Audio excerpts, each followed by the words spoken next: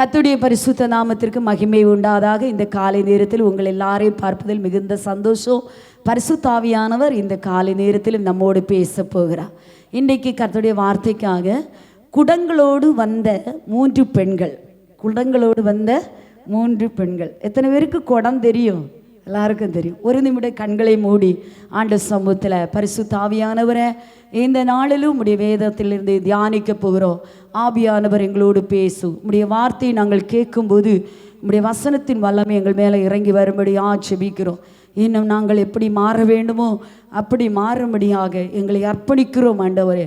நீரே எங்களோடு பேசும். உம்முடைய சத்தத்தை கேட்கிறோம் ஆண்டவரே.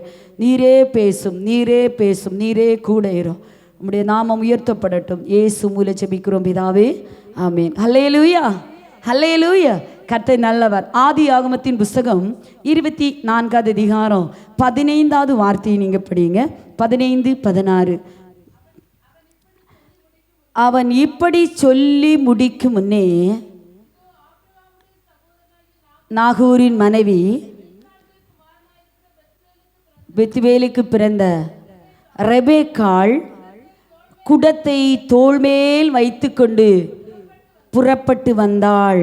அந்த பெண் மகா ரூபவதியும் புருஷனை அறியாத கன்னிகையுமாய் இருந்தாள்.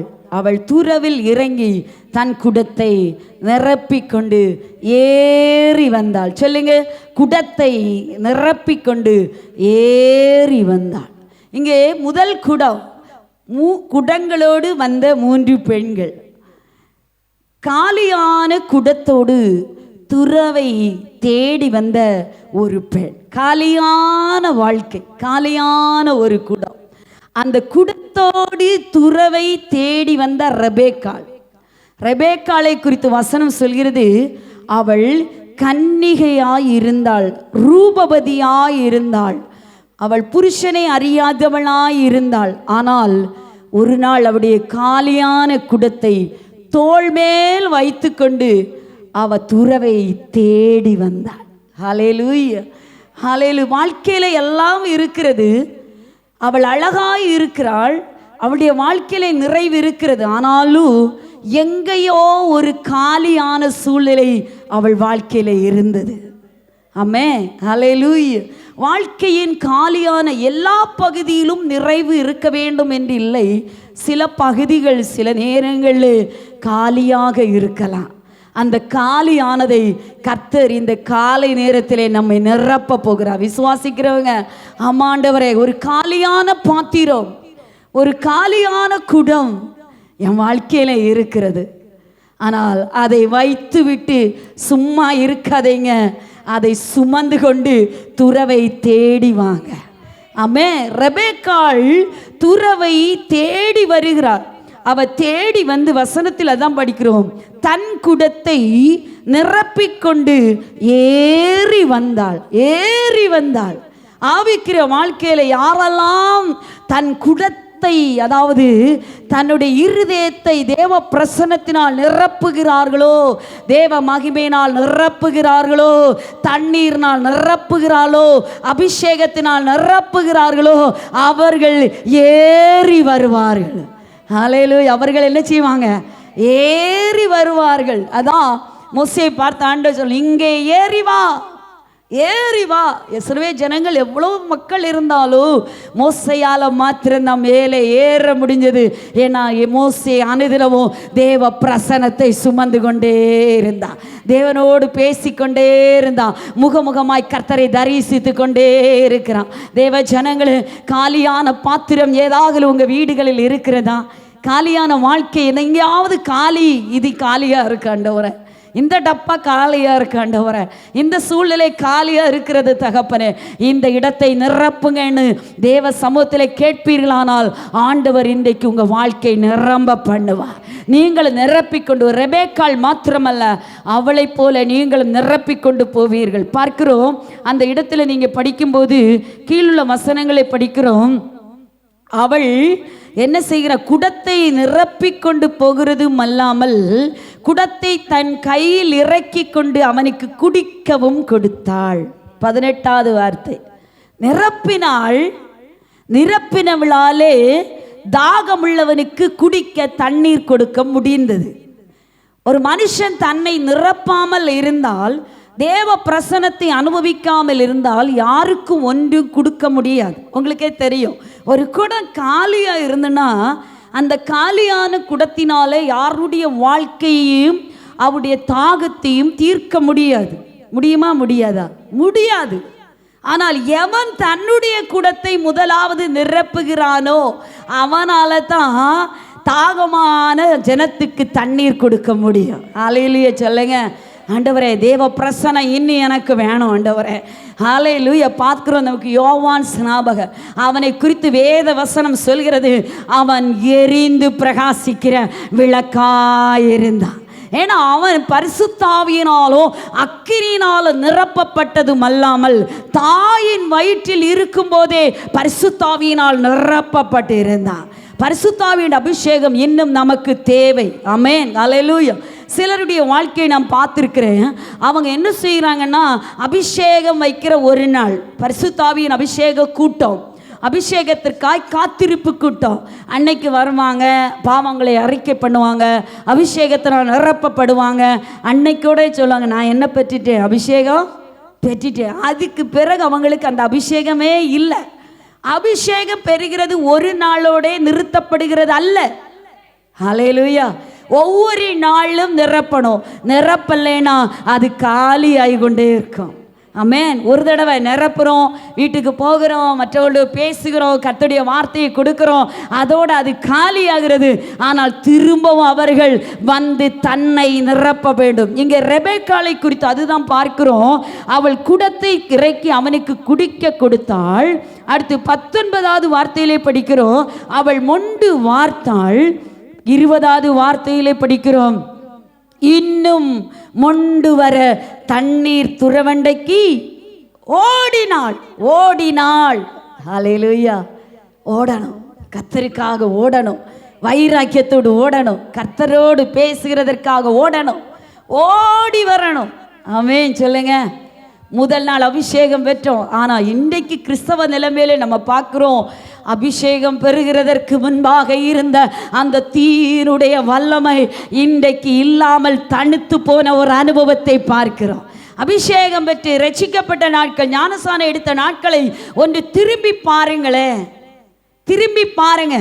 அன்னைக்கு இருந்த கொதி, அன்னைக்கு இருந்த ஆராதனை மோகம், அன்னைக்கு இருந்த ஆராதனைக்குள்ள வாஞ்சை, அன்னைக்கு நைட் எழும்பி இருந்து மணிக்கணக்கு ஆண்டவரோடு அந்நிய பாஷையில பேசின அனுபவங்கள் இன்றைக்கு இருக்கிறதா? இன்றைக்கு இருக்கிறதா? இல்லை. ஏன்? நிரப்பிட்டோம், போதும். ஆண்டவர் வந்தாலும் அது என்ன செய்யும்? என்ன செய்யலாம்? போக முடியாது. அனுதினமும் நம்மை தேவ பிரசன்னத்தினால் நிரப்பிட்டே இருக்கணும். வலது கரத்தை உயர்த்தி சொல்லுங்க, அந்நிய வாசைகளை பேசுங்க. ரபா ஷதா லபா. அட்லீஸ்ட் 1 மணி நேரமாகலும் ஆவியில இருந்து ஆராதனை செய்கிற தெய்வ பிள்ளைகளை தான் கர்த்தர் அபிஷேகத்தின் அக்கினி மலையாக இந்த நாட்களை யோவான் ஸ்நாபகனை போல ஆண்டவர் எரிந்து பிரகாசிக்கிற விளக்குகளாக, எரிந்து பிரகாசிக்கிற தீபங்களாக ஆண்டவர் எடுத்து பயன்படுத்துவார் தெய்வ பிள்ளைகளை. மற்றவர்கள் பயன்பட முடியாது. ஒரு காலகட்டம் பயன்படுவார்கள், அடுத்த காலகட்டம் விழுந்து போவார்கள். ஏன்? காலி. ஒரு காலகட்டம் கர்த்தருக்காக எழும்ப முடியும், அடுத்த நிமிஷம் ஆண்டவருக்காக எழும்ப முடியாது. இன்றைக்கு ஆண்டவர் திரும்ப உங்களை தட்டி கொடுக்கிறார். நீ எழும்ப வேண்டும், நீ நிரப்ப வேண்டும், உன்னை பரிசுத்தாவியினால் அக்கினியினால் நிரப்ப வேண்டும். அபிஷேகத்தின் தீ நமக்குள்ளே வரணும், அபிஷேகத்தின் அக்கினி நமக்குள்ளே வரணும். எத்தனை பேர் வாஞ்சிக்கிறீங்க? அத்தனை பேர் கைகளை தட்டி, ஆண்டவரே, எனக்கு பின் ஒருவர் வருகிறார், அவர் பரிசுத்தாவியினாலும் அக்கினியினாலும் ஞானஸ்நானம் தருவார். பரிசுத்தாவியினாலும் அக்கினியினாலும் ஞானஸ்நானம், பரிசுத்தாவியினால் அக்கினியினாலும் ஞானஸ்நானம், பரிசுத்தாவியினால் அக்கினியினால் ஒரு அபிஷேகம். ரபா லகதரக சந்தலா. ஆண்டோடைய அபிஷேகம் இறங்கட்டும், ஆண்டோடைய வல்லமை பெற்றுக்கொள்ளுங்க. ஒவ்வொரு நாளும் நீங்க நிரப்பணும், ஒவ்வொரு நொடியும் நீங்க நிரப்பணும், ஒவ்வொரு ஆராதனையில நீங்க நிரம்பணும். ஒரு நாள் ஆராதனை காத்திருந்த அபிஷேகம் பெற்றதுனால் அது நிற்காது, திரும்ப அது காலியாகும். திரும்ப நீ துறவண்டைக்கு ஓடணும். துறவண்டைக்கு ஓடின அவள் ஒரு மனுஷனை பார்க்கிறாள். அவர் பேர் என்னது சொல்லுங்க? எலியாசர். ஆமென். எலியாசர். எலியாசர் எங்க காத்திருந்தா? அவ யோசிக்கவே இல்லை. தெய்வ பிள்ளைகளே, காலியான இடம் நம்முடைய வாழ்க்கையில வரும்போது, துறவை தேடி வரும்போது நீங்கள் ஒரு மனுஷனை சந்திப்பீர்கள். அது எதிர்பாராத விதமான ஒரு மனுஷனாயிருக்க. நீங்க எதிர்பார்த்து வராத காரியங்களை கர்த்தர் நம்முடைய வாழ்க்கையில செய்வார். எலியாசரை சந்திப்பேன், இப்படி ஒரு புருஷன் நமக்கு அமைவான், இப்படி நம்முடைய வாழ்க்கை மாறும் என்று ஒரு காலும் ரெபெக்காள் நினைத்து பார்க்கவே இல்லை. நினைத்து பார்க்காத நன்மைகளை கர்த்தர் தருவார். துறவை தேடி வருகிறவர்கள் எதிர்பார்க்காத சில மனிதர்களை நீங்க சந்திப்பீங்க. ஆமென், ஆமென். எதிர்பார்க்காத சில நபர்களை நீங்க சந்திப்பீங்க. ஆமென், ஹல்லேலூயா. எனக்கு தெரியும், அன்னைக்கு பிபிஷா அட்மிஷனுக்காக போகும்போது சர்ச்சுக்கு சும்மா தான் வந்த, அட்மிஷன் கிடைக்கிறதுக்கு சான்ஸே இல்லை. ஆனால் அவர்கள் கர்த்தரை தேடினார்கள், கர்த்தரோடு பேசினார்கள். கர்த்தர் அவர்களுக்காக எதிர்பார்த்திராத ஒரு நபரை அவர்களுக்காக ஆயத்தம் பண்ணி வைத்திருந்தார். ஹல்லேலூயா. அவங்ககிட்ட கேட்டால் தெரியும், எப்படி நான் எதிர்பார்க்கவே இல்லை. ஆனால் தேவ ஜனங்கள் ஒரு அட்மிஷன் காரியத்திற்கு கூட மனுஷனை தேடி போகாதபடி கர்த்தரை தேடி வந்தபோது அங்கே ஒரு இணைப்பு பாலத்தை கர்த்தர் ஏற்பாடு பண்ணி வைத்திருந்தார். ஆமென். சந்திக்க முடியாத சில நபர்களை நீங்க சந்திப்பீங்க. ஆமென், ஹல்லேலூயா. ஞாயிற்றுக்கிழமை கொடுத்த செய்தியோடு ஏற்பாடு தான் கர்த்தர் இன்றைக்கு அந்த வார்த்தையை தந்திருக்கிறார். துறவை தேடி ஓடு. காலியான வாழ்க்கை மாறணும்னா துறவை தேடி ஓடு. காலியான குடத்தை நிரப்பணும்னா துறவை தேடி ஓடு. காலியானதை வச்சு அழுது இருக்காத. எங்க வாழ்க்கை வெற்றிடம் வருகிறதோ, எங்க வாழ்க்கை காய இருக்கிறதோ, எங்க வாழ்க்கை சோர்ந்து போய் இருக்கிறதோ, சோர்ந்து போன இடத்தை விட்டு எழும்பு. சோர்ந்து போன இடத்தை விட்டு எழும்பி கர்த்தரை நோக்கி ஓடு, துறவை நோக்கி ஓடு. நீ சந்திக்காத ஒரு நபரை நீ சந்திப்பார். எலியாசர் உன்னை சந்திப்பார். நேராய் கர்த்தர் உன்னை நடத்துவார். கிருபையாக தேவன் நடத்துவார். எத்தனை நாட்கள் தாண்டி, எத்தனையோ ஊர்களை தாண்டி அந்த மனுஷன் கிணற்றண்டையில் இருந்து, தேவனே எனக்கு ஒரு ஒத்தாசை பண்ணும் என்று என்னை நேராய் நடத்தும், என் ஆண்டவனுக்கு எஜமானனுக்கு மகனுடைய திருமணத்தை நீரே பொறுப்படும் என்று சொல்லி அவன் காத்திருக்கிறான். ரெபெக்காள் காலியானதை தோள் மேலே வைத்து புறப்பட்டு துறவை தேடி போன போது கர்த்தர் அவர்களை நேரடியாக சந்திக்க வைக்கிறார். ஹல்லேலூயா. நேரடியான ஒரு சந்திப்பு உங்க வாழ்க்கையில நடக்கும். கர்த்தரால் சொல்லப்பட்டிருக்கிறது, இந்த காரியம் கர்த்தரால் வந்தது. இந்த காரியம் யாரால வந்தது? கர்த்தரால் வந்தது. ரெபெக்கா வாழ்க்கையில நினைச்சிருக்க மாட்டான், இப்படி ஒரு ஹல்லேலூயா வேதத்தை தியானிக்கிற ஒரு புருஷன் தன்னுடைய வாழ்க்கையில் அமைவான் என்று வாழ்க்கையில அவன் நினைச்சிருக்கவே மாட்டான். ஆபிரகாம் ஒட்டகங்களுக்கு அதிபதியாகிய எஜமா, அவன் அநேக கழுதைகள், ஒட்டகங்கள், மிருக ஜீவன்கள், ஐஸ்வர்யவான்கள் என்ற நிலைமையில ஆபிரகாமை கர்த்தர் அளவில்லாமல் ஆசீர்வதித்திருந்தார். மட்டுமல்ல, விசுவாசிகளுக்கு தகப்பனாகவே கர்த்தர் மாற்றியிருந்தார். சாத்தியதை இல்லாத இடத்துல ஒரு குமாரனை கொடுத்திருந்தார். இதெல்லாம் ரெபெக்காளுக்கு தெரியாது. ரெபெக்காளுக்கு தெரியாது. தெரியாத ஒன்றை கர்த்தர் அவளுடைய வாழ்க்கையில செய்தார். ரெபெக்காள் காலியான குடத்தோடு துறவை நோக்கி ஓடி வந்தாள். ஓடி வா, ஓடி வா, இன்னும் கிட்ட, இன்னும் அதிகமாய் ஓடி வாங்க தேவ ஜனங்களை. ஹல்லேலூயா. அவருடைய வாழ்க்கை அவள் ஓடி வந்ததினால அங்கே நடக்குது அற்புதம். 22வது வார்த்தையில படிக்கிறோம், ஒட்டகங்கள் குடித்து தீர்ந்த போது அந்த மனிதன் சொல்கிறான், அரைச்சேக்கல் எடையுள்ள பொற்காதணி அவள் கைக்கு சேக்கல் 10 சேக்கல் எடை பொன்னுள்ள 2 கடகங்கள் எடுத்து கொடுத்தான். ஹல்லேலூயா, ஹல்லேலூயா. வரதட்சணையை சொன்னால் நம்ம பெண்கள் தான் என்ன செய்யணும்? கொடுக்கணும். எங்க மாற்றம் நடக்குது. ஆண்டவர் சொல்றார், இன்னும் உங்க தலைமுறையுடைய வாழ்க்கை அற்புதங்களை செய்வார். ஹல்லேலூயா. இப்படிப்பட்ட செய்வார்.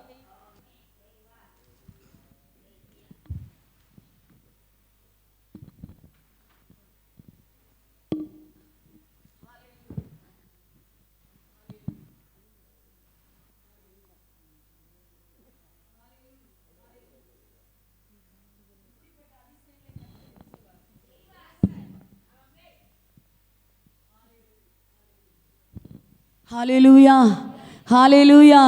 இப்படிப்பட்ட அதிசயங்களை கர்த்தர் நம்முடைய வாழ்க்கையிலே செய்வார் தேவ பிள்ளைகளே. ஆமென்.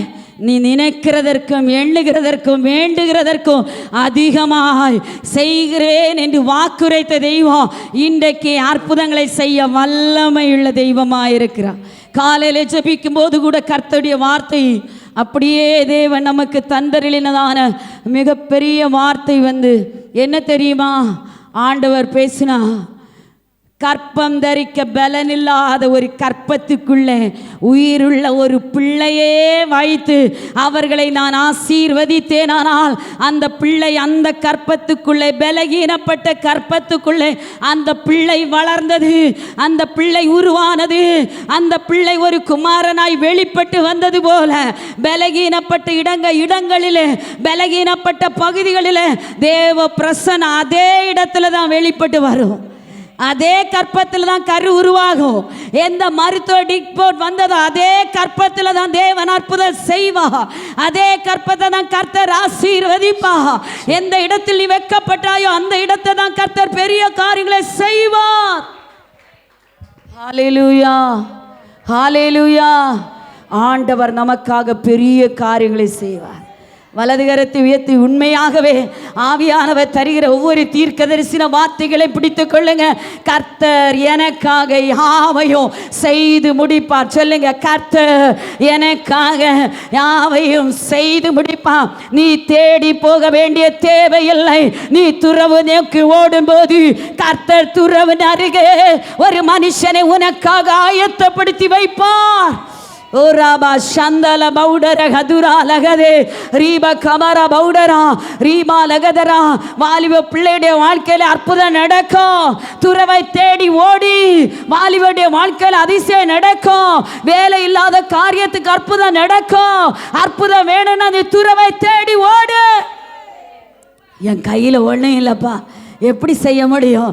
இது வாலிப பிள்ளைகளுக்கு மாத்திரமல்ல, எங்கேயோ யாரெல்லாம் காலியான குடத்தை நிரப்ப வேண்டும் என்று ஜெபிக்கிறீர்களோ அந்த காலியான குடங்கள் எல்லாம் நிரம்பும்படியாக கர்த்தர் தம்முடைய கிரியைகளை செய்ய போகிறா. இது எப்படி ஆயிற்று? இது கர்த்தராலே ஆயிற்று. இது கர்த்தருடைய கண்களுக்கெல்லாம் ஆச்சரியமாக இருக்கிறது. ஹல்லேலூயா, ஹல்லேலூயா. கர்த்தருடைய கிரியைகள் பெரியவைகளாக இருக்கிறது. ஏறிப்போ, நீ ஏறி போகும்போது நிரப்பிக்கொண்டு ஏறி போவாய். ஹல்லேலூயா. நீ ஆண்டவருடைய சமூகத்தில் காத்திரு. அவன் எல்லாவற்றையும் கொடுத்து அவளை ஆசீர்வதிக்கிறது மாத்திரமல்ல, அந்த வசனத்தில் 60வது வார்த்தையிலே படிக்கிறோம், 24:60. ரெபெக்காளை வாழ்த்தி, எங்கள் சகோதரியே நீ கோடா கோடியாய் பெருகுவாயாக. ஒரு பெருக்கத்தின் ஆண்டு. சகோதரி நீ பெருகுவாய். சகோதரி நீ பெருகுவாய். எப்படி பெருகுவாய்? கோடா கோடியாக பெருகுவாய். ஹல்லேலூயா. லாட்டரி சீட் எடுத்தாதான் கோடிகள் நமக்கு கிடைக்கும். ஆனால் கர்த்தர் சொல்கிறான், லாட்டரி சீட் அல்லப்பா, நீ துறவை நோக்கி ஓடுனா கோடா கோடிகளாக கர்த்தர் உன்னை பெருக பண்ணுவா. ரிபா ஷபலக துரபலகதரா ரீகபல பௌஷாரா. ஆபிரகாம், ஈசாக்கு, யாக்கோபு 3 பேரை நம்ம முற்பிதாக்கள் என்று சொல்கிறோம். ஆனால் ரெபெக்காளுக்கு கிடைச்ச மாதிரி இன்னொரு ஆளுக்கு கிடைக்கல தெரியுமா? ஆபிரகாமுக்கு அநேக பெண் மனையாட்டிகள், மறுமனையாட்டிகள் இருந்தார்கள். யாக்கோவுக்கும் மனைவிகளும் துணைவியர்களும் நிறைய இருந்தாங்க. ஆனால் ஈசாக்குக்கு மட்டும் கர்த்தர் கொடுத்ததினாலே அது ரெபெக்காள் என்றும் ஒரே மனைவியுடைய புருஷனாக கர்த்தர் ஈசாக்கை வர விருத்தியடைய பண்ணினார். ரீவா ஷபா ரபலக திரகல தீரபா. கேரக்டர்ல மாற்றம் இல்லாத ஒரு நபரை கர்த்தர் ரெபெக்காளுக்காக ஆயத்தப்படுத்தினார். தெய்வ ஜனங்களே, நமக்காக கர்த்தர் செய்கிற செயல் அது அதிசயமானது, ஆச்சரியமானது. தேசத்து ஜனங்கள் பார்க்கும்படியாக கர்த்தர் நம்மை உயர்த்துகிற நேரம் வந்துவிட்டது. கர்த்தர் நம்மை கரம் பிடிக்கிற நேரம் வந்துவிட்டது. கைகளை தட்டி நீ நினைக்காதே. ரபா ஷபரபலக துரலவா ಶಂಬಲ ಬೌಡರ ಗದುರಲ ಗದರ ಧೀರಮಲ பௌடர கதுரலகா ரீபல பௌடர கதுரலவா. அப்ரஹாமுடைய வீட்டையும் அவனுடைய தேசத்தை தேடி வந்த எலெயாசர் பொதுவாக புரோக்கர்கள் பெண் இது பயோடேட்டாலாம் கொண்டு வருவாங்க தெரியுமா? கரெக்டாக இந்நாள் இந்த குடும்பம் அப்படி தான் பார்ப்பாங்க. ஆனால் எலியாசர் ஒரு ஆண்டவரோடு உடன்படிக்கை பண்ண, ஆண்டவரே நான் இங்கே உட்காருவேன், இந்த இடத்துல துறவை தேடி என்ன செய்யணும், வரணும். அப்படி தான் அவன் உட்கார்ந்தான். புரியுது உங்களுக்கு? அந்த தேசத்துக்கு போயிருக்கிறான், அந்த இனத்தாரிடத்துக்கு போயிருக்கிறான். ஆபிரகாமுடைய குடும்பம், சகோதரருடைய குடும்பத்தின் வீட்டு அந்த தேசத்தில் அவங்க போயிருந்தாலும் அதெல்லாம் பற்றி அவன் விசாரிக்கல. கர்த்தரோடு உடன்படிக்கை பண்ணி, நான் துறவில் இருக்கும்போது இந்த துறவை தேடி எந்த பெண் வந்து எனக்கும் என் ஒட்டங்களுக்கும் தண்ணீர் வார்க்கிறாளோ அவளை தான் என்னுடைய எஜமானனுக்காக கர்த்தர் ஆயத்தம் பண்ணி வைத்த நபர் என்று அவன் உறுதியாய் தீர்மானம் பண்ணி கொண்டு வந்தான். ஹல்லேலூயா, ஹல்லேலூயா.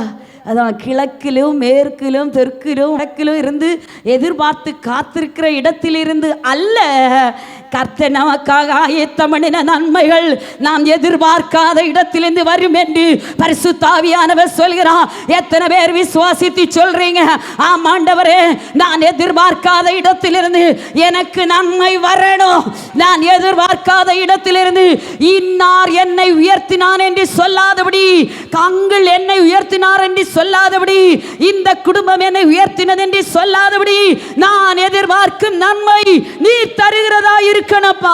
ரீபா ரபலக துரலவஷத ரீபா லகதரதர வலகதர. நம்ம பல நேரங்கள் நினைக்கிறோம், என்னுடைய தங்கச்சி நல்லா இருக்காங்க, அக்கா நல்லா இருக்காங்க, இல்லை அங்கிள் நல்லா இருக்காங்க, அவங்க என்ன உயர்த்துவாங்க. அப்படி செய்கிறதுனால தான் பல நேரங்களில் நாம் தோற்று போகிறோம். இல்லை சொல்லுவோம், பாஸ்டர் பார்ப்பாங்க. நோ, அப்படியெல்லாம் நடக்காது தேவ ஜனங்களே. கர்த்தரே நமக்காக கிரியை செய்வார். கர்த்தர் தருகிற ஆசீர்வாதம் ஐஸ்வர்யத்தை தரும், அதில் வேதனை இருக்காது. கோடா கோடியாக ஒரு பெருக்கத்தை கர்த்தர் கொடுத்தார். சந்ததி சந்ததியாக வசனம் சொல்லுது, அவர்கள் பகைஞருடைய வாசலை மிதித்தார்கள். சொல்லுங்க, நாங்கள் வாசலை மிதிப்போம். யாருடைய வாசலை? பகைஞருடைய வாசலை நீங்கள் மிதிப்பீங்க. சொல்லுங்க ஆமென், ஹல்லேலூயா. ஒரு விஷயம் கூட ஆண்டவர் சொல்லித்தாரு பாருங்க. கதவு மூடிச்சு, நம்ம மூடினோன்னு என்ன நினைக்கிறோம்? எல்லாம் முடிஞ்சிட்டு அடுதானே. ஆண்டவர் சொல்கிற பாதைன்னா, மூடும்போது தான் நான் திறப்பேன், மூடும்போது தான் கண்டிப்பாக மூடி தான். சொல்லுங்க, மூடி தான் ஆகணும், மூடி தான் ஆகணும். நமக்கு நல்லா தெரியும், எங்கள் வழியில் நமக்கு நல்ல பெரிய மதில் போட்டாங்க. முதல்ல மதில் போடும்போது நம்ம என்ன செய்தோம்? சங்கடமாக இருந்து கொஞ்சம் தள்ளி விடுங்க, கொஞ்சம் தள்ளி விடுங்க, கொஞ்சம் தள்ளி கிட்டுங்க, யோசிச்சு சொல்லி பார்த்தோம். கேட்க மாட்டாங்க. அவங்க இங்கே இருந்து அங்கே வர லைன் பிடிச்சி என்ன செய்தாங்க? மதில் போட்டாங்க. ஆனால் போட்டது தான் கர்த்தர் என்ன செய்தார்? திறந்தார். எங்கே மூடுமோ உடனே உனக்கு வாசல் திறக்குதுன்னு அர்த்தம். ஹல்லேலூயா. மூடின கதவை ஆண்டவர் என்ன செய்வார்? திறந்த கதவை திறப்பார். என்ன சொன்னார்? மூடின கதவை நான் என்ன செய்வேன்? திறப்பேன். ஹல்லேலூயா. விசுவாசிக்கிறவங்க வலது கருத்தை ஆமென். மூடின கதவு எனக்காக என்ன செய்யும்? எந்த கதவெல்லாம் மூடி இருக்கு அதெல்லாம் என்ன செய்யும்? திறக்கும், திறக்கும், திறக்கும். ரெண்டாவது பார்த்தீங்கன்னா, 2 ராஜாக்களுடைய புஸ்தகம் 4வது அதிகாரம் 2வது வார்த்தை. 2 ராஜாக்கள் 4 2வது வார்த்தை படிங்க. எலிசா அவளை நோக்கி, நான் உனக்கு என்ன செய்ய வேண்டும்? வீட்டில் உன்னிடத்தில் என்ன இருக்கிறது சொல் என்றான். அதற்கு அவள், ஒரு குடம் எண்ணெய் அல்லாமல் உமது அடியாளுடைய வீட்டில் வேறொன்றும் இல்லை. ஹல்லேலூயா. இங்க பார்க்கிறோம், 2வது, நிரப்பப்பட்ட குடத்தின் மகிமையை தெரியாத ஒரு பெண். நிரப்பப்பட்ட குடம், வீட்டுக்குள்ளே குடம் நிறைய எண்ணெய் இருக்கு. அந்த எண்ணெயுடைய மகிமை, அந்த குடத்தில் இருக்கிற எண்ணெயுடைய மகிமையே தெரியாத ஒரு பெண் தீர்க்கதரிசியுடைய மனைவி. ஹல்லேலூயா. பல நேரங்களில் நீங்கள் இந்த செய்தி எப்படி கேட்பீங்க? அவங்க எண்ணெய் இருந்து காலியான குடத்தையெல்லாம் என்ன செய்தாங்க? நிரப்புனாங்க. ஆனால் இந்த செய்தியை கர்த்தர் கொடுக்கும்போது திருப்பி கொடுக்கிறார். வீட்டுக்குள்ளே என்ன இருக்கு? நிரப்பப்பட்ட குடம். அபிஷேகத்தை கர்த்தர் நம்ம மேலே வச்சிருக்காரு. இந்த மகிமை சில நேரம் நமக்கு தெரியலை. இந்த மகிமை நமக்கு தெரியலை. மகிமை தெரியாமல் அவ போய் சொல்ற பாருங்க, உமது அடியான் கர்த்தருக்கு என்னை சுற்றிலும் கடன்பாரர்கள் நிற்கிறாங்க, என் பிள்ளையை எடுத்துக்கொண்டு போகிறாங்க, எனக்கு புருஷனே இல்லை, அவர் கர்த்தருக்கு பயந்து நடந்தார், இப்போ நான் ஒரு விதவை.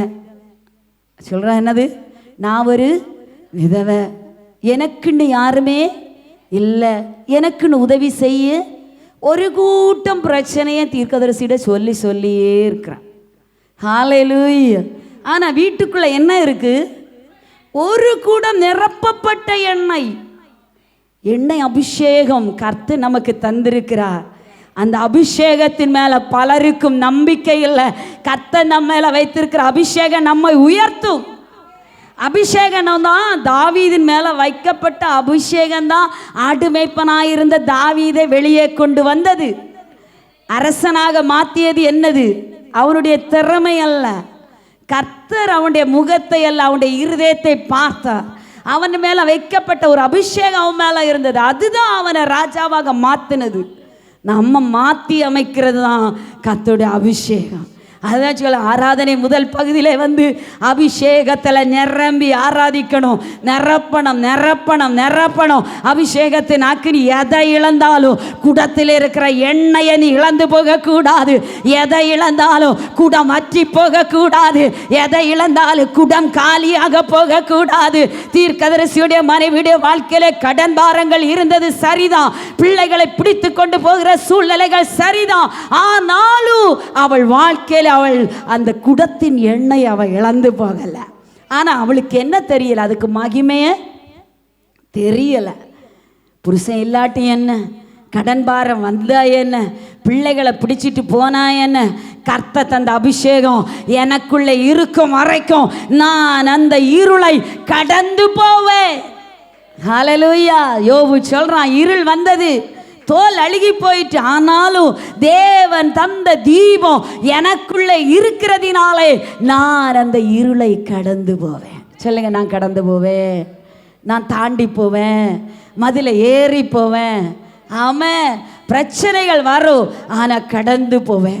பிள்ளையுடைய வாழ்க்கையில் பிரச்சனை வந்தால் தாங்க முடியாது. கடன் பிரச்சனைத்தின் நிமித்தம் பிள்ளைகளை பிடித்து கொண்டு போகிற அனுபவம். ஆனால் வாழ்க்கையில் நமக்கும் கர்த்தர் பிள்ளைகளை தரும்போது, குட்டியாக இருக்கும்போது யோசிப்போம், கொஞ்சம் வளர்ந்தால் நல்லா இருக்கு, கொஞ்சம் பெருமூச்சு என்ன செய்யலாம், இல்லை அடுத்த பிரச்சனை என்ன செய்யுது வருது. இனி வருகிற பிரச்சனை நம்ம தாண்டது, வாலிப ஸ்டேஜில் தாண்டது கொஞ்சம் கஷ்டம், பயம், நெருப்பை மடியில் கட்டி இருக்க மாதிரி. அங்கே லவ் பண்ணிடுமோ, இங்கே போய் இங்கே விழுந்துருமோ, இங்கே போய் என்ன செய்திருமோ, இது வரைக்கும் என்ன செய்வோம், யோசிப்போம். சாப்பாடு கொடுத்துட்டாவது என்ன செய்யலாம், படுநிலை அடியாவது கொடுக்கலாம். இனி அடியும் கொடுக்க முடியாது, தோளுக்கு மேலே விளந்தாச்சு, அடியும் கொடுக்க முடியாது, என்ன செய்ய முடியாது, கவனிக்கவும் முடியாது, கண்காணிக்கவும் முடியாது. இந்த காலகட்டத்தில் கண்காணிக்கவும் முடியாது, ரொம்ப கஷ்டம். பிள்ளைகளை வளர்க்கிறது ஒருவேளை கஷ்டம், ஆனால் கர்த்தர் தந்த அபிஷேகம் நம்ம மேலே இருக்கிறது. ஹல்லேலூயா. ஓரல் ராபர்ட்ஸ் என்ற தேவ மனிதர், அவருடைய தலைமுறை, அவர் ஒரு தேவ வல்லமையான பிரசங்கியார், வல்லமையாய் தேசத்தை அசைத்தவர். ஆனால் அவருடைய தலைமுறையை பார்த்தா ஒரு காலகட்டம் வர சொன்னாலே கேட்க மாட்டான். இவங்களுக்கு வேதனை வருமா வர்றதா? ஒரு ஊழியக்காருடைய தலைமுறைகள் வேதனையினால் துக்கப்பட்டு வேதனைப்பட்டு தன்னால் இயன்ற மட்டும் சொல்லி பார்த்து அதனால் முடியலை. அப்போ தான் ஆண்டவர் சில பாடங்களை அவருக்கு கற்றுக் கொடுத்தார். உபதேசிக்கிறதையும், அவனோடு பேசுகிறதையும், அவனை தண்டிக்கிறதையும், அவனை சிட்சிக்கிறதையும், அவனோடு கோபமாக எரிகிறதையும் நீ நிறுத்து. விசுவாசம் என்னும் திறவுகோலை பிடித்து கொண்டு கர்த்தரை நோக்கி ஜெபம் பண்ண ஆண்டவர் சொல்லி கொடுத்தாராம். அப்போ ஆண்டவருடைய வசனத்தின்படி அவர் சொல்லி கொடுத்தார், ஆண்டவர் இந்த யுத்தத்தை நடத்துகிறவர் நீ அல்ல, நானே இந்த யுத்தத்தை நடத்துவேன். ஹல்லேலூயா. அவர் போய் உட்கார்ந்து பேசுகிறதையும் சிட்சிக்கிறதையும் கடிந்து கொள்கிறதையும் தன் போல போக்கில் போகிற வாழ்க்கையும் குறித்து எந்த தண்டனையும் கொடுக்காமல் தேவ சமூகத்தில் உட்கார்ந்து செபிக்கும் போது பரிசுத்த தெய்வம் அந்த பிள்ளையை ரட்சித்து இவரோடு கூட பாடவும் ஊழியம் செய்யவும் அடுத்த கட்ட ஊழியத்தில் இவர்களை நடத்தவும் கர்த்தர் இவர் வல்லமையாக அந்த தலைமுறையை பயன்படுத்தி திருப்பி கொண்டு வந்தாராம். இன்றைக்கு இந்த செய்தியை கேட்கிற தேவ பிள்ளையை தலைமுறைகளை குறித்த பாரத்தோடு இந்த பிள்ளையை எப்படி நடத்துவேன், இந்த பிள்ளையை எப்படி கடாட்சிப்பேன், இந்த பிள்ளைக்காக என்ன செய்வேன் என்று ஏக்கத்தோடு ஒருவேளை நீ இருக்கலாம். ஆவியானவர் இன்றைக்கு திட்டவட்டமாய் சொல்லுகிறான், இந்த யுத்தத்தை நடத்துகிறவர் நீங்கள் அல்ல, இந்த யுத்தத்தை நடத்துகிறவர் கர்த்தர். கைகளை தட்டி சொல்லுங்க, ஆமாண்டவரே இந்த யுத்தத்தை நீங்க நடத்துங்க, இந்த காரியத்தை நீங்க நடத்துங்க. இது புருஷர்களையும் சார். அவ சொல்ற கர்த்தருக்கு பயந்து நடந்தான் ஆண்டவரை. இன்னைக்கு இல்லை, புருஷர்கள் ரட்சிக்கப்பட்டார்கள், புருஷர்கள் ரட்சிக்கப்படல என்ற கூட்டத்தோடு நீங்கள் ஒருவேளை இருக்கலாம். பயங்கரமான சோதனை. இவரோடு எப்படி வாழ்க்கை நடத்த முடியும்? உபதேசிப்பதையும் சொற்களினால் பேசுகிறதையும் கிரியையினால் நம்ம காண்பிக்கிறதை எல்லாம் நிறுத்திவிட்டு கர்த்தரை தேடி, ஆண்டவரை நீ தந்த அபிஷேகம் என் மேலே இருக்கிறதப்பா, உள்ளறைகளுக்குள்ளே போய் காலியான பாத்திரங்களை வாங்கி அந்த தீர்க்கதரிசியின் மனைவி எல்லாவற்றையும் அடுக்கி வைத்து தனக்குள்ளே இருக்கிற அபிஷேகத்தை அதன் மேலே ஊற்றின போது எல்லா காலியான பாத்திரங்களும் நிரம்பினது போல இந்த பகல் வேளையில இந்த செய்தியை கேட்கிற தேவ பிள்ளையை உன்னுடைய வாழ்க்கையிலையும் குடிகார புருஷனாய் ஓ ராபா சந்தலப உடரவா ரீபாலகதர தீரபலபா குடும்பத்தை பொறுப்பில்லாமல் நடத்துகிற புருஷனாய், வியாதியோடு இருக்கிற புருஷனாய் இருந்தாலும் உள்ளறைகளுக்குள்ளே நீ வார்க்கிற வார்ப்பு எண்ணெய் ஊத்து. எண்ணெய் இருக்குல்ல, குடம் எண்ணெய் ஆண்டவர் எதுக்கு தந்திருக்காரு? நிரப்பப்பட்டிருக்கீங்களா? எல்லாரும் அபிஷேகத்தினால் நிரப்பப்பட்டிருக்கீங்களா? அந்த மகிமையை தெரியாம இருக்கிறாங்க. அந்த மகிமை உங்களை நடத்தும் தேவ ஜனங்களே. ஹல்லேலூயா. வசனம் சொல்லுது, அவள் வாழ்நாள் எல்லாம் அவ வெட்கப்பட்டு போவதில்லை, அவள் பிள்ளைகளும் அவளும் ஹல்லேலூயா அந்த எண்ணெயினால கடனை தீர்த்து பிழைத்து வாழ்ந்தார்கள். ஹல்லேலூயா. காரணம் அந்த மகிமையை எலிசா சொல்லி கொடுத்தார். எலிசாவுக்கு சொல்லி இருக்கலாம் இல்லையா? ஹல்லேலூயா. நேற்று கூட நான் என் ஸ்டேட்டஸில் போட்ட அந்த தாமஸ்ராஜ் பஸ் அவர் தேடி வருது, குடும்பம் வருது, ஒரு தம்பி வாரான், வேலை இல்லை, என்ன செய்யணும்? வேலை இல்லை, என்ன செய்யணும்? சர்ச்சின்னா அநேக தேடி வருவாங்க.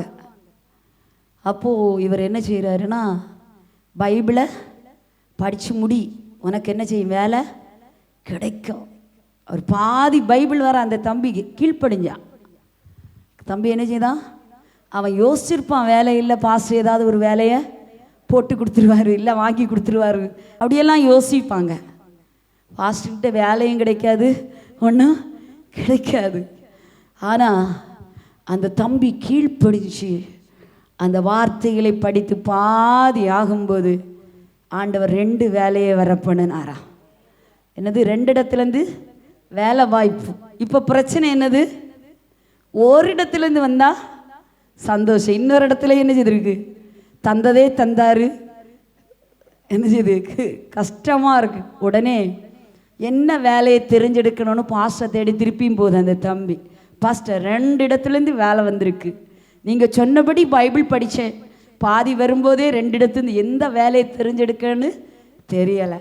அப்போ பாஸ்டர் சொல்லிவிடுத்தானா, பைபிள் படிக்க முடியாதபடி நெருக்கமாக இருக்கிறது, அதாவது அந்த எமர்ஜென்சியாக சில வேலைகள் இருக்கும், அப்படி உன்னை தடுக்கிற வேலையை அவாய்ட் பண்ணிட்டு பைபிள் படித்து கிடைக்க நேரம் இருக்குதுன்னு சொல்கிற வேலையை என்ன செய்ய நீ தெரிந்துடு. ஹல்லேலூயா. பார்த்தீங்களா, ஆண்டவர் எவ்வளோ அழகாக போதிக்கிறாரு. நமக்கு சில நேரம் கன்ஃபியூஷன், இதை எடுக்கவா அதை எடுக்கவா, ஹல்லேலூயா, இதை எடுக்கவா அதை எடுக்கவா. கர்த்தரை சார்ந்து ஊழியக்காரர்களை கனப்படுத்தி ஊழியர்களை தேடி போய் காரியங்களை செய்யும்போது ஆண்டவர் அதை நேர்த்தியாய் நடத்துவார். இப்போ அந்த தம்பி ஒரேடியாக தெரிஞ்செடுத்தான்னா கண்டிப்பாக எதை தான் எடுத்திருப்பான்? எந்த இதில் சம்பளம் இருக்குன்னு பார்த்து வேலையை எடுத்திருப்பான். ஆனால் ஊழியக்காரனை தேடி போன போது கர்த்தர் நல்வார்த்தையை வாய் மூலம் வெளிப்படுத்தினார். அதான் நம்முடைய ஆண்டவர் ஆலோசனையில் பிரியப்படுகிற தெய்வம். ஹல்லேலூயா. ஆலோசனையில் பிரியப்படுகிற தெய்வம். அதுக்கு பார்க்கிறோம் இல்லை, தாவீது ஆண்டவருக்கு ஆலயத்தை கட்ட நினைத்த போது கூட ஆண்டவர் சொல்லி கொடுக்கிறார். நாத்தான் தீர்க்கதரிசி இடத்துல ஷேர் பண்றார், ஆலயத்தை கட்ட போறேன் ஆண்டவருக்காக. அவரு சொல்லாரு, உன் விருப்பத்தின்படி ஆகட்டும். போயிட்டு கொஞ்சம் போரோட தீர்க்கதரிசிக்கு வாயில வார்த்தை வருது, இல்லை நீ ஆலயத்தை கட்டக்கூடாது, உன்னுடைய பிள்ளைகள் தான் ஆலயத்தை கட்டணும். ஹல்லேலூயா. வார்த்தை வருகிறது, ஆலோசனைக்காரர்கள் அநேகர் இருந்தால் சுகம் உண்டாகும் என்று நீதிமொழிகளில் நாம் படிக்கிறோம். ஆமென். ஆலோசனை தேவை தேவ பிள்ளைகளை. சில இடங்களில் ஆலோசனை நிச்சயம் தேவை. யாரிடம் ஆலோசனை பெறணும்? கர்த்தரோடு சார்ந்திருக்கிறவர்களோடு, தேவ பிள்ளைகளோடு ஆலோசனை பெறும்போது சிலது துக்கமாயிருந்தாலும் அது பின்னாலே சந்தோஷமாயிருக்கா. ஹல்லேலூயா, ஹல்லேலூயா. சில ஆலோசனை கேட்க வருவாங்க, ஆனால் மனசுக்குள்ளே வச்சிட்டு தான் என்ன செய்வாங்க, ஒன்று ஏற்கனவே என்ன செய்வாங்க, செலக்ட் பண்ணியிருப்பாங்க. இப்போ ஆலோசனை எப்படி ஆகுது? ஒரு தொழில் தொடங்கணும், அவங்க மனசுக்குள்ளே யோசிச்சிருப்பாங்க, இதை நம்ம என்ன செய்யலாம், எனக்கிட்ட இருக்க பணத்தினால சாதிக்கலாம். இங்கே ஆலோசனை வருது, தொடங்காத, நீ மாட்டிக்கிடுவ அப்படின்னு சொன்னோன்னே கோபம் வருமா வராதா? ஏன்னா ஏற்கனவே அங்கே திட்டம் பண்ணி வச்சு இவ்வளோ லட்சங்கள் என்ன செய்வோம், சம்பாதிப்போம் அப்படின்னு திட்டம் பண்ணி வச்சுருப்பாங்க. கடைசியாக பார்த்தீங்கன்னா பொத்தோன்னு 3 வருஷம் அழகாக போகும், 4வது வருஷத்தில் என்ன செய்வாங்க, கீழே விழுந்துருவாங்க. அதுதான் நம்முடைய ஆண்டவருடைய கண்கள். நமக்கு இந்த செவர் வரை தான் தெரியும், அவருக்கு இந்த உலகமே தெரியும். நம்முடைய ஆண்டுகள் எல்லாம் அவருக்கு தெரியும். 2 கரங்களை உயர்த்தி சொல்லுங்க, அப்பா உம்முடைய இஷ்டத்தின்படி எங்களை நடத்துங்கப்பா, உம்முடைய சித்தத்தின்படி நடத்துங்கப்பா. ஹல்லேலூயா.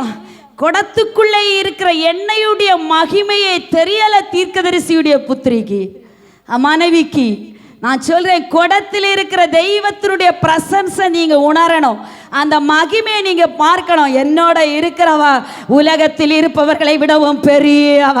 மேல தலைக்கு மேல கைகளை தட்டி, ஏசப்பா நீங்க பெரியவர், நீங்க பெரியவர், என்னோடு கூட இருக்கிறவ நீங்க பெரியவா, என்னோடு கூட இருக்கிறவ நீங்க பெரியவா.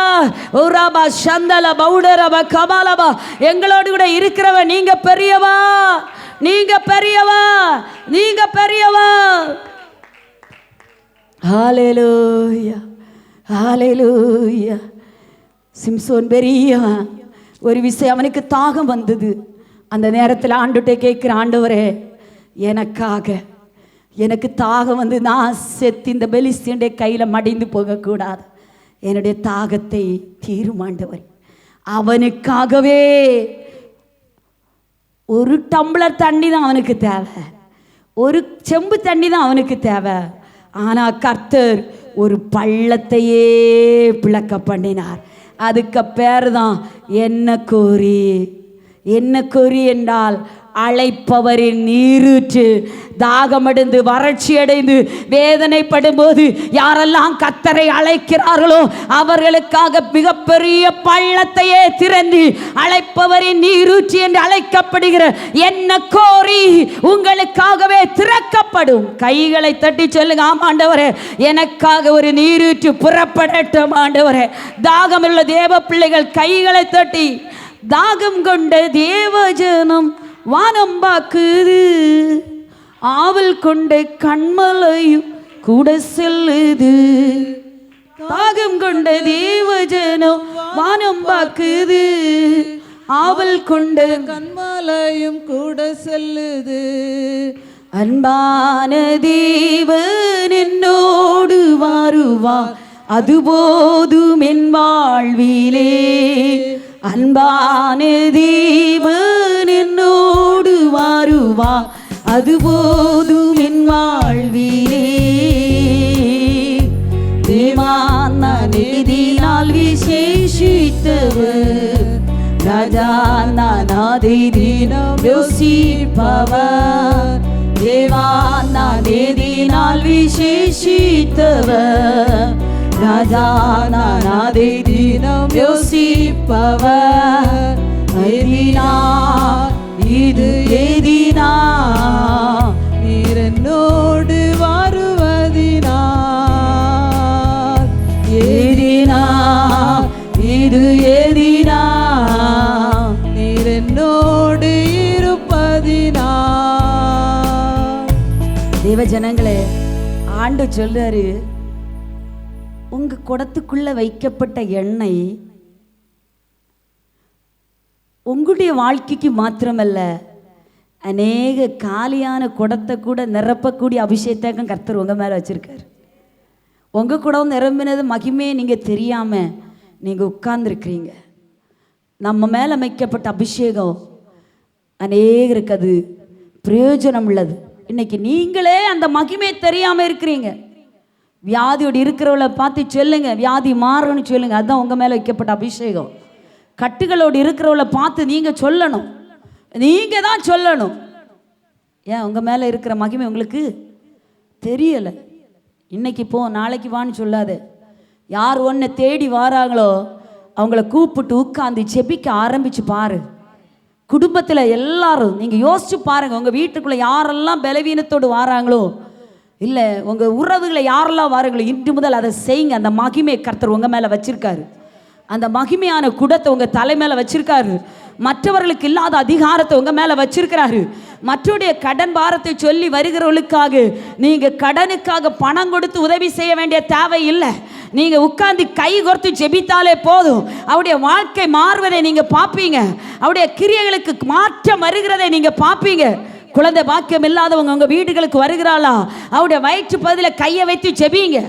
ஜெபிச்சுட்டு சொல்லுங்க, கர்த்தர் உங்களை ஆசீர்வதித்திருக்கிறான்னு சொல்லுங்க. கர்த்தர் உங்க மேல வச்சிருக்கிற அபிஷேகத்தின் மகிமை உங்களுக்கு தெரியல. பாஸ்டரை மட்டும் டிபெண்ட் பண்ணாதீங்க, உங்க கையில் அபிஷேகம் இருக்கு. ஹல்லேலூயா சொல்லுங்க. எண்ணெயை வாங்கிட்டு போங்க, ஜோமணி கொடுங்க. நீங்களே தண்ணியை வாங்கிட்டு போங்க, ஜோமணி கொடுங்க. அதிகாரத்தை கர்த்தர் நம்ம மேல வச்சிருக்கிறாரு.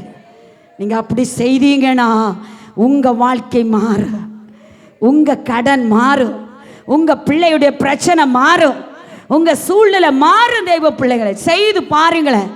ஆமென். என் மேல வச்சிருக்கிற விஷயம் வித்தியாசமான சொல்லுங்க. ஹல்லேலூயா. தெரியுதா உங்க மேல? தெரியுதா? மகிமை தெரியல. மகிமை தெரியாது இருக்கும் வரைக்கும் கடன் மாறாது. தேவ மகிமை நமக்குள்ள இருக்கிறதே தெரியாது இருக்கும் வரைக்கும் ஹல்லேலூயா குடும்ப பிரச்சனை மாறாது. தேவன் நம்ம மேல வைத்திருக்கிற மகிமை இருக்கிறதை நாம் தெரியும் வரைக்கும் நம்மை பின்தொடர்கிற பிசாசின் கிரியைகள் மாறாது.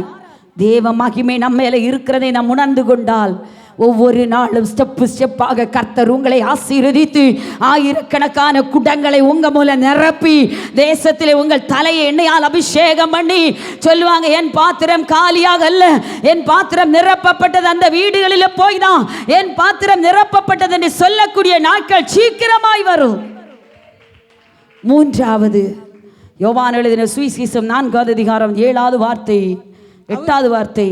அவருடைய சீசர்கள் போஜன பதார்த்தங்களை கொள்ளும்படி ஊருக்குள்ளே போயிருந்தார்கள். அப்பொழுது சமாரியா நாட்டாளாகிய ஒரு ஸ்திரீ தண்ணீர் மொள்ள வந்தாள். இயேசு அவளை நோக்கி, தாகத்துக்கு தா என்றார். ஆமென். ஹல்லேலூயா. இங்க ஒரு குடத்தோடு அப்படின்னா தாகம் தீர்க்கும்படி குடத்தோடு கிணற்றை அடைந்த ஒரு பெண் தாகம் தீரும்படி, தன்னுடைய தாகம் தீரும்படி குடத்தோடு கிணற தேண்டி, தாகத்தை தீர்க்கிறது தான் நம்ம குடத்தை எடுத்துகிட்டு என்ன செய்வோம்? இன்றைக்கி சொல்லுவீங்க, இன்றைக்கி குடமே இல்லை, பைப்பு திறந்தால் என்ன ஆகுது? பைப்பு திறந்தாலும் தண்ணி வரணும். அங்கே என்ன இருக்கணும்? தண்ணி இருக்கணும். சமாரிய ஸ்திரீ வசனம் சொல்லுது, சமாரியார்கள் புறஜாதியார், வெறுக்கப்பட்டவர்கள். இங்கே பார்க்குறோம் 5 புருஷனோடு வாழ்ந்த ஒரு பெண். எப்படி தேசம் எல்லாம் சொல்லும், அந்த அளவுக்கு மோசமான ஒரு பெண். அப்படி மோசமான வாழ்க்கை வாழ்ந்த ஒரு பெண் ஒரு நாள் மதிய நேரத்தில் கிணற்றை தேடி வந்தாள். ஹல்லேலூயா. அவளுக்கு தெரியும், என்னுடைய தாகம் தீரணுன்னா இந்த மத்தியான வேளையில் நான் கிணற்றை தேடி போகணும். ஹல்லேலூயா. வாழ்க்கையில் எவ்வளோ கசப்புகள் அவள் இல்லையா? 5 பேர் அவளை விட்டுட்டு போயிட்டாங்க. இப்போ இருக்கிறது அவளுடைய புருஷன் அல்ல, புறஜாதியார், ஒதுக்கப்பட்ட ஒரு கூட்டம் சமாரியர்கள். ஒதுக்கப்பட்ட இடத்துல இருந்தவள், அவள் புறக்கணிக்கப்பட்ட ஒரு ஜாதி. எப்பேற்பட்ட ஜாதி ஆனாலும் அந்த நேரம் அவளுக்கு நல்ல நேரம் இல்லை. நம்ம சொல்லப்படி தண்ணி எடுக்கிறதுக்கு காலையில் போவாங்க, இல்லைன்னா சாயங்காலம் போவாங்க. மதிய கிணற்றுக்கு யாரும் போக மாட்டாங்க. அப்போ ஒளிந்து ஒளிந்து வாழ்க்கை வாழ்ந்தாலும் அவளுக்கு ஒரு தாகம் இருந்தது. இந்த மத்தியான நேரத்தில் என்னுடைய தாகத்தை தீர்க்கிற நேரம், நான் கிணற்றை தேடி போகணும். ஹல்லேலூயா. அங்கே இருந்து அவளுக்கு, நமக்கு தெரியும் அவங்களுக்கு கிடைச்சது சாதாரண ஆண்டுச்சுல நீ எடுக்க வந்து தண்ணீர், சாதாரண தண்ணியை தேடி வந்த. இந்த தண்ணி அல்ல, ஒருவரும் கொடுக்கக்கூடாதும், ஒரு நாள் உனக்கு தாகம் இராததுமான ஜீவ தண்ணீரை நான் உனக்கு தருகிறேன். எந்த நேரம்னு பார்க்காதீங்க, எந்த பகலில் 12ஆம் மணி நேரம் இயேசுவே அங்கே சாப்பிட ஒன்றும் இல்லாத பசியோடு இருக்கிறாரு. ஆனால் அந்த பசியை விடவும் இயேசுவுக்கு இந்த மனுஷனுடைய, இந்த மனுஷியுடைய தாகம்தான் முக்கியமாக இருந்தது. ஹல்லேலூயா.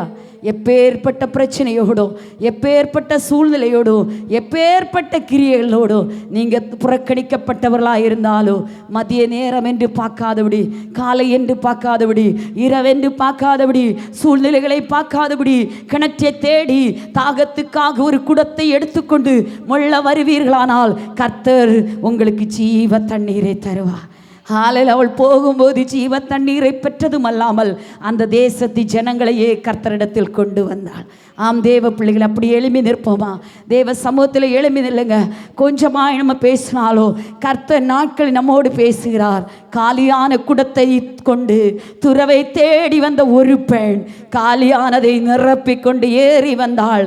கர்த்தர் அவளை கோடா கோடியாய் பெருக பண்ணினாள். நிரப்பப்பட்ட குடத்தின் மகிமே தெரியாத ஒரு பெண் தீர்க்கதரிசியை தேடி வந்தபோது அவன் அதற்கான வழிகளை சொல்லி கொடுத்ததும் அல்லாமல் அவள் மூலம் அநேக காலியான பாத்திரங்கள் நிரப்பப்பட்டது. ஹல்லேலூயா. வெறுமையான ஒரு குடத்தோடு மதியம் என்று பார்க்காதபடி, காலை என்று பார்க்காதபடி, வெயில் என்று பார்க்காதபடி, யாரை என்னை பார்க்க கூடாது என்ற எண்ணத்தோடு, எப்படியாக எனக்கு ஒரு தாகம் தீர வேண்டும், என்னுடைய வாழ்க்கையில தாகம் தீர வேண்டும் என்ற எண்ணத்தோடு வந்த ஹல்லேலூயா அந்த சமாரிய ஸ்திரீ அந்த ஊருக்கே கர்த்தர் ஆசீர்வாதமாய் பயன்படுத்தினார். மதியன்னு பார்க்காத தெய்வ பிள்ளை, வெயிலுன்னு பார்க்காத, கல்லறைன்னு பார்க்காத, அதிகாலைன்னு பார்க்காத, உன்னுடைய தாகம் தீரணும்னா நீ கிணற்றண்டை வந்துதாகணும். கிணற்றண்டை வந்துதாகணும். கிணற்றண்டை தேடி வந்த ராகேலுக்காக கர்த்தர் ஒரு யாக்கோபு ஏற்கனவே ஆயத்தம் பண்ணி வைத்திருந்தார். கிணற்றை தேடி வந்த ரெகுவேலின் பிள்ளைகள் 4 பெண்களுக்காக கர்த்தர் ஒரு மோசேயை தேடி வைத்திருந்தார். இந்த நாட்கள் கிணற்றை தேடி யாரெல்லாம் வருகிறீர்களோ அவருடைய வாழ்க்கை மாறும். ஹல்லேலூயா. ஆண்டவரே மாற்று சொல்லுங்க. ஆண்டவரே மாற்று. நான் தேடி வருவேன். ஞாயிற்றுக்கிழமை கொடுத்த அதே வார்த்தையை போல ஆவியானவர் திரும்ப நம்மோடு பேசி இருக்கிறார். மெய்யாகவே கர்த்தர் நம்மை நேசிக்கிறார். தெய்வ ஜனத்தை நேசிக்கிறார். இனி நீ துறவை தேடு. இன்னும் நிரப்பப்பட்ட குடத்தின் மகிமையை பாரு. இன்னும் தாகம் தீர்க்கும் குடத்தோடு வா, ஓடி வா. கிணற்றண்டை அடைந்த போது அங்கே ஒரு மனுஷன் இளைப்படைந்தவராக இருந்தபோது, அங்கே ஒரு தெய்வம் ஹல்லேலூயா சோர்ந்து போய் பசியடைந்தவராக இருந்தபோது, களைப்படைந்தவராக இருந்தபோது, ஒரு பிள்ளை மதிய நேரத்தில் கிணற்றிலே தாகத்தோடு வந்தபோது அவளுக்கு உதவி செய்தார். என் எஜமான, என் மீட்பர், என் இரட்சகர், அவர் இன்றைக்கு உங்களுக்கு கரத்தை பிடிச்சு தூக்க போகிறார். ஹல்லேலூயா. பாருங்க, இந்த காட்டத்தி மரத்தின் மேலே ஏறுகிறதற்கு உடல் தகுதி இல்லை அந்த சகைவுக்கு. காட்டத்தி மரத்தில் ஏறக்கூடிய அந்த உடல் தகுதி கொஞ்சம் கூட இல்லை, கால்களுக்கு இல்லை. அவருடைய சரீரம் ஹைட் இல்லை, உயரம் இல்லை. எல்லா ஜனக்கூட்டம் சோர்ந்து நிற்கும் போது அவனுக்குள்ள ஒரு வாஞ்ச.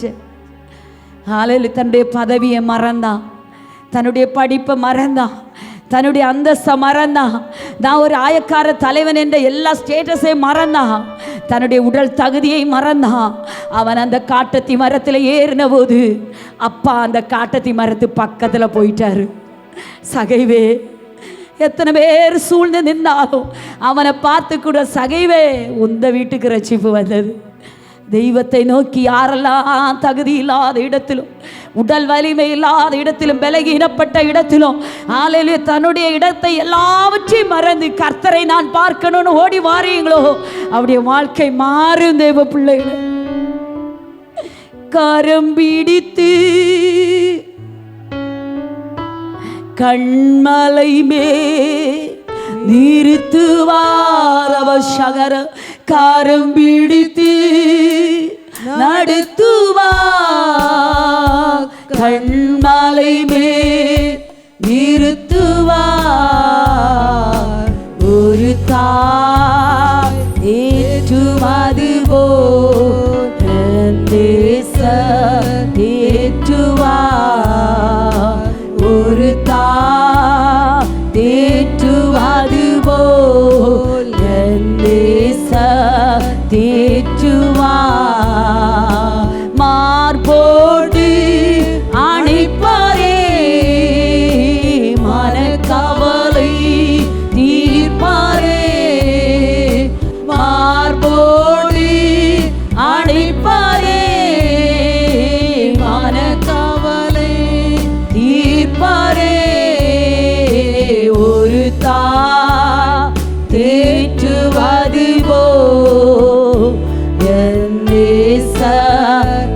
தேற்றுவார் ஒரு தாய் தேற்றுவது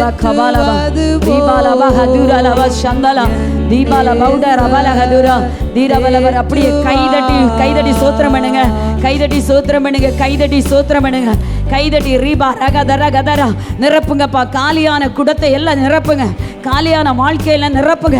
எந்த இடம் காலியா இருக்கிறதோ, எந்த இடம் ரெபெக்காளுடைய குடம் நிரப்பப்பட்டது போல இவருடைய குடம் நிரம்பியட்டும், நிரம்பட்டு கோடா கோடியான ஒரு பெருக்கம், கோடா கொடியான பெருக்கம் உண்டாகட்டும். ஆண்டவரே ஜீவ தண்ணீரை கொடுங்க.